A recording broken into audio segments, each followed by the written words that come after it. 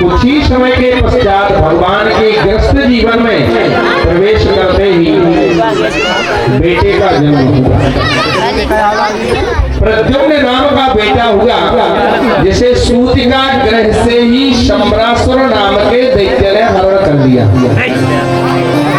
क्योंकि उसे ज्ञात था कि कृष्ण के बेटे के हाथों ही मेरी मृत्यु होगी। इसलिए सूतिका ग्रह से ही हरण करके समुद्र में फेंकवा दिया, और जब समुद्र में एक मछली के द्वारा निगल लिया गया, उसी शंबरासुर के यहाँ पकड़ी जाकर के वो मछली पहुंची, और पाकशाला में जैसे ही पहुंची उसके पेट को चीर करके देखा। पाकशाला की जो अध्यक्षा थी उसका नाम था मायावती।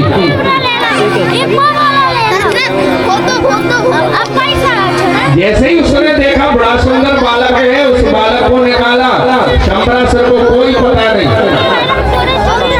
धीरे धीरे करके बालक बड़ा होने लगा, और नारद जी के द्वारा जब पता चला कि हे मायावती, ये ही तेरा पति है, पूर्व जन्म में एक कामदेव था और भगवान शंकर के कोप से जल करके राख हो गया, और पूर्व जन्म की तू कामदेव की पत्नी रति थी। जलने के बाद में भगवान शिव ने वरदान दिया था कि हे रति, जब द्वापर युग में भगवान कृष्ण और रुक्मिणी का संयोग होगा, उनके यहाँ तेरा पति बेटा बन करके आएगा। कृष्ण तनय हो है पति तोरा, वचन अन्यथा हो यह ना मोरा। कृष्ण तनय हो है पति तोरा, वचन अन्यथा हो यह ना मोरा। वचन अन्यथा हो यह ना मोरा।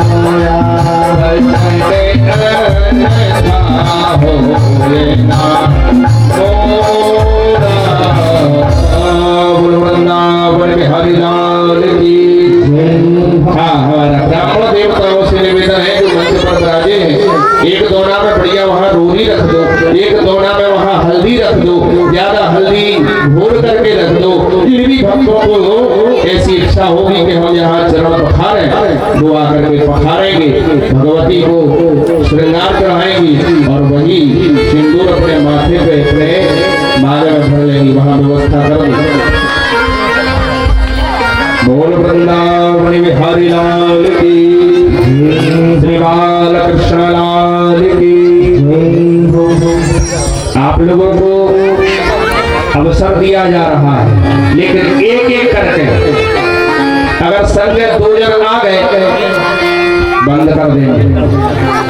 शर्त ये कही है, एक एक करके आओ, किसी को धक्का ना लगे, किसी को परेशानी ना होवे, अपने स्थान से उठो, बाहर बाहर आओ, आकर के तुलसी महारानी ठाकुर जी के चरण पखारो, और बढ़िया जाकर के अपने स्थान पर बैठ जाओ, और एक एक करके आओ। अगर आ सको तो, नहीं तो फिर कथा के बाद ही में पकड़ाई हुई है, ऐसा हो जाए नहीं हो जाए। जैसे थोड़ी सी लेट हो जाओ, फिर काके दिन बस 2-4 दिन पखाल लो, फिर के बाद में व्यवहार लिखवा दो। होता है ऐसा कि नहीं होता विवाह में लेट लपाट के लिए, कैसे विदा भी करवाना है अभी, और भगवान के विवाह भी एक आध तो है। सुखदेव स्वामी कहते हैं, राजा परीक्षित, जब मायावती को पता चला कि यही पूर्व जन्म का हमारा पति है, बढ़िया सुंदर हृष्ट पुष्ट कर लिया, और कुछ ही समय के पश्चात यहाँ पर भगवान रुक्मिणी के साथ में बड़े व्याकुल है कि बेटा का हरण कर लिया किसी ने, अभी तक पता नहीं चला है। लेकिन 6 महीने के बाद जब शंबरासुर को मार करके प्रद्युम्न जी अपनी पत्नी के साथ आए, सारे द्वारका में आनंद उत्सव हो गया, और आज भगवान और रुक्मिणी जी बड़े प्रसन्न हुए।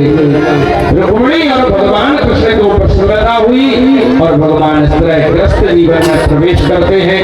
भगवान का दूसरा विवाह हुआ जाम्बती जी के साथ। दूसरा भगवान का विवाह है जाम्बती के साथ हुआ। भगवान नारायण सुतः संबरेणा हृदो गृहात् अहं देधिकृता पत्नी कामो भवान् प्रभो।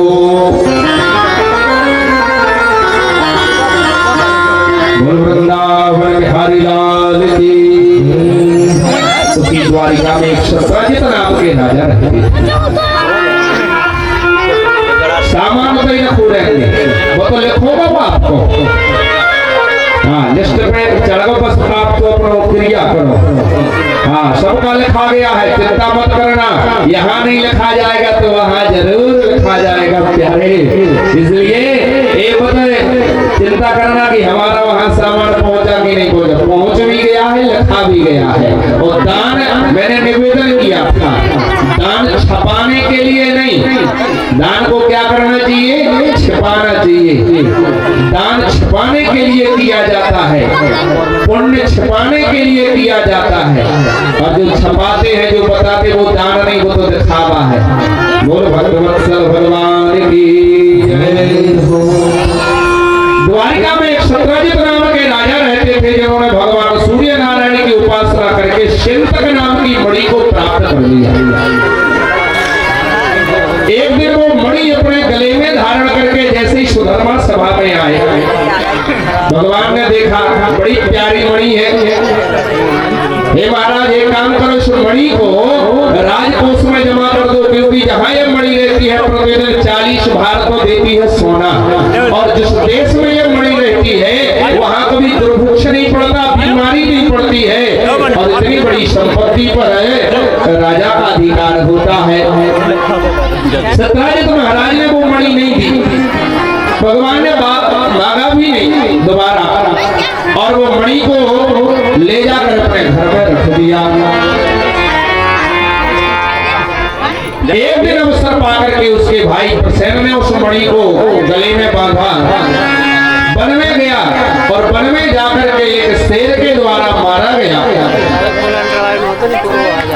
और जैसे ही शेर के द्वारा मारा, उस शेर ने उस मणि को लिया और जैसे ही आगे बढ़ने लगा, रास्ते में जाम्बती जी की गुफा थी। उस गुफा के बाहर से जैसे ही निकला, जाम्बती जी ने देखा कि मणि को लेकर के शेर जा रहा है। जाम्बती जी ने शेर को मार दिया और उस मणि को ले जाकर अपनी कन्या जाम्बती के हाथों में खेलने के लिए दे दी। एक दिन, 2 दिन, 3 दिन, 15 दिन निकल गए। जब प्रसेन नहीं लौटा तो सत्यजित महाराज ने अपनी पत्नी से कहा कि देवी, हमें तो लगता है कि हमारे भाई को कृष्ण ने मार दिया है, और वो जो मणि लेकर के गया था वो मणि कहीं चुरा करके छिपा दी है। और ये क्या लग गया भगवान को? चोरी का झूठा गलत लग गया। सत्यजित महाराज ने कहा तो अपनी पत्नी से, लेकिन उस पत्नी ने एक दूसरे से चर्चा कर दी। इसलिए बताया गया है, कभी भी कुछ भी हो जाए, जिस भेद में हमारे प्राण जाने वाले हों, वो भेद अपनी पत्नी को भी नहीं बताना चाहिए, क्योंकि ये श्राप है महाभारत का।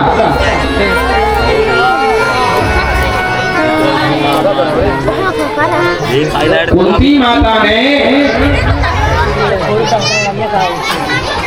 महाराज युधिष्ठिर को जब पता चला कि ये जो कर्ण है ये हमारा भाई है, महाराज युधिष्ठिर ने धर्म के जो साक्षात अवतार थे, महाराज युधिष्ठिर ने श्राप दिया था कि अगर ये मुझे पता चल भाई है तो मैं सारे राज्य को, सारे महाभारत को त्याग करके वन में चला जाता, लेकिन मैं अपने बड़े भाई का वध नहीं करवाता। आज से मैं श्राप देता हूँ कि संसार की, जगत की जितनी स्त्रियां होंगी उनके पेट में कोई बात मुक्त नहीं रह पाएगी। सत्यजित महाराज की पत्नी ने अपनी सहेली से कहा, सहेली ने दूसरे से कहा, तीसरे से कहा, और करने करने एक कान से दूसरे कान, दूसरे कान से तीसरे कान में बात जाते जाते भगवान द्वारकाधीश तक पहुंच गई। भगवान कृष्ण ने जैसे ही सुना कि मुझे स्यंतक मणि का, चोरी का कलंक लग गया है, तुरंत प्रभु द्वारका वासियों को साथ में लेकर के मणि की खोज में गए। जंगल में पहुंचे, एक शेर बड़ा पड़ा था।